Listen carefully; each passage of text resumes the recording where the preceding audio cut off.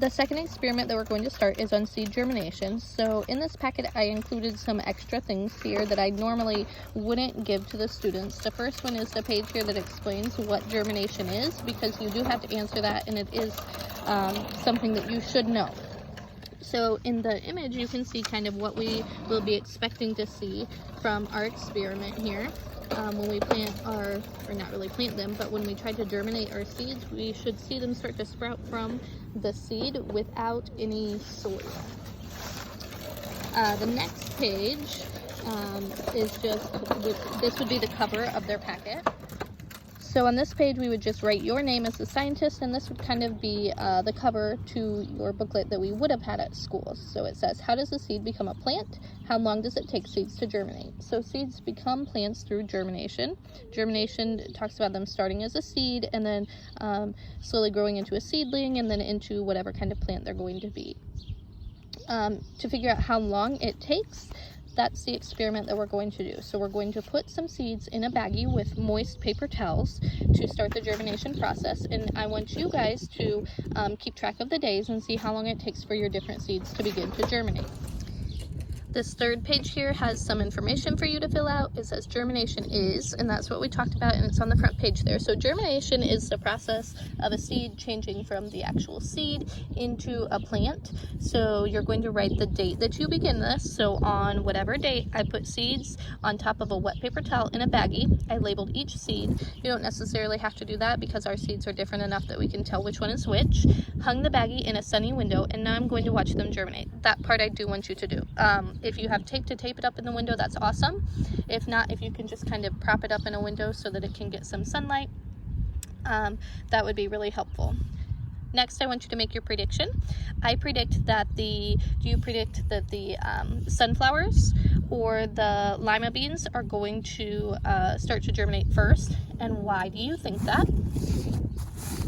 And then your next page, that page blew away, is for you to kind of record your information there. So, the blank began to sprout on whatever date, and this is how it looks.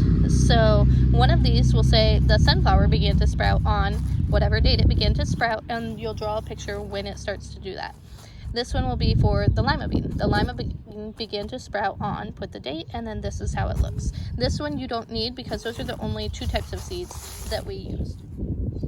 This next page is just another page for you to record some information. As the seeds germinate, I see, kind of explain what you see there, and then there's plenty of space for you to draw some pictures. And then these last two pages are pages that I would normally use in the classroom to kind of give me some other ideas of things that we might work on or ways that you can extend upon the lesson. And I thought I would keep those in there in case parents want to kind of use some of those ideas.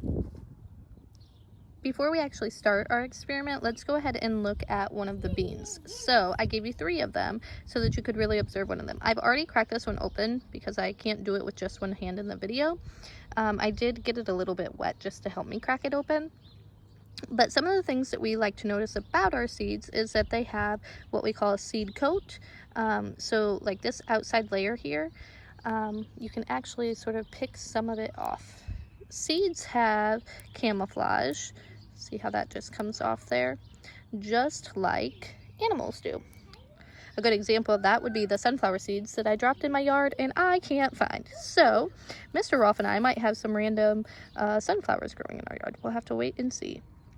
So you can see I picked like that outer layer off there. Then we have the actual seed, which is, you can see that piece chipping off, very hard to protect what's inside. Inside, we actually have some space for it to grow, or begin growing, I guess I should say, and we have a small plant already.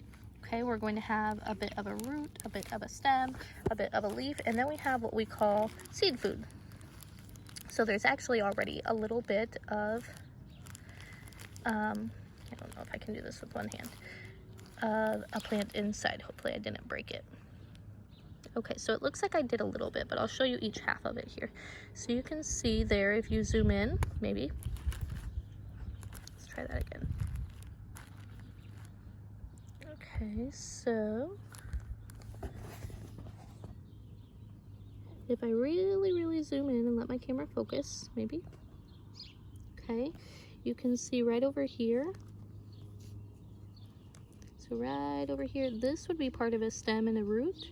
And then these used to be connected. And over here is the part of the leaf that you can already see. Then we have all this space, and there's a little pocket of food and air in there. And as they start to sprout, especially when you watch your sunflowers grow, you'll see the plant will start to grow and the seed will still be on top of it when the leaves start to come out of the ground. And a lot of times we have this urge to kind of pull it off, but we don't need to do that. The plant will actually allow the seed to fall off when it's done using that seed food. And then when the plant starts to actually sprout and open up enough that it cracks that all the way open, and it will fall off when it is ready. Okay, so hopefully you can crack yours open there, and you'll be able to see yours a little bit better than what you can see in this video here. Okay, setting up this experiment is actually super easy. All you have to do is get your paper towels wet. Now I got all 4 of mine wet together. I'm just going to use this one baggie, but if you choose to use the 2 baggies, the one that you had with the soil, you can just get rid of that extra soil and use that baggie too. You can separate your sunflower seeds and then your beans there too. So I gave you 2 of each because we don't have the whole class to compare. I didn't want anybody to get a bad seed that would kind of ruin their experiment. So I have my 2 beans, and then I'm going to use 2 sunflower seeds, maybe if I can get them. And I'm just going to keep them on top of the paper towel here. Okay. I usually like to fold them inside of the paper towel, and then as I check on them each day and decide if I need to moisten my paper towel a little bit more, I just open it up very carefully so that I don't rip whatever may have started to sprout. So I'm just going to, oh, that fell off. Probably should have done this first. Let me pick those up. So do this, open it up. Okay, put my seeds inside. Again, I'll be able to tell the difference because they obviously look much different. But if you were doing this experiment with 2 seeds that look a little bit more similar, you would want to label them. And we would do that if we were at school. But because we're at home and things are a little bit different, we just kind of do the best that we can. So then I'm going to fold that over. Looks like I should probably add a little bit more water there. Then I'm just going to put it in my baggie and hang it in the window. And then I'll check on it each day.